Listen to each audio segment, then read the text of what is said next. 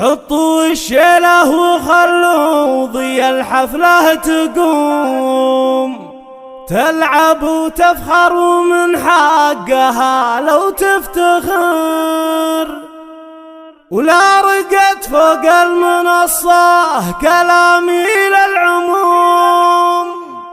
خلوا الساحة رجال أجمل ولا زفات وحده لتنفيذ أرقى الشيلات والزفات والقصائد الشعرية. حطوا الشيله وخلوا ضي الحفلة تقوم، تلعب وتفخر ومن حقها لو تفتخر، لكل المناسبات والأفراح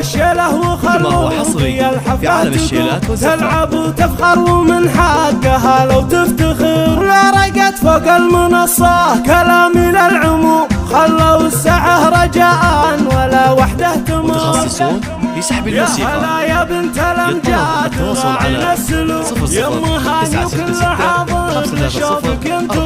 والله إن اللي ما شافك من الزين محروم، من عرف فعلك وطيبك عرف معنى الظفر، بالحلاوة الطيب مثل القمر بين النجوم، لتنفيذ أرقى الشيلات والزفات والقصائد الشعرية. ما قدر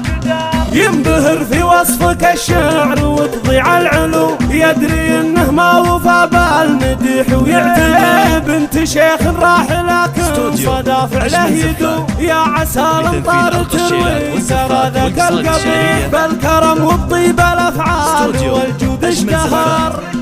ومنهج اخوانك على الطيب ونعم بالقلوب، احفظوا وصات ابوهم وطيبه من دثار، حطوا الشيله وخلوا ضي الحفلة تقوم، تلعب وتفخر ومن حقها لو تفتخر، لا رقت فوق المنصة كلامي للعموم، خلوا الساعة رجاء ولا وحده تمر.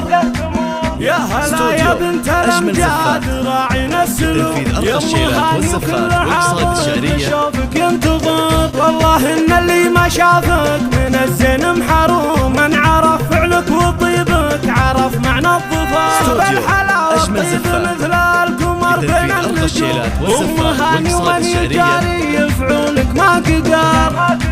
ينبهر في وصفك الشعر وتضيع العلو، يدري انه ما وفى بالمديح ويعتني، بنت شيخ راح لكن صدى فعله يدوم، يا عسى الامطار تروي ترى ذاك القبيح، بالكرم والطيب الافعال والجود اشتهر،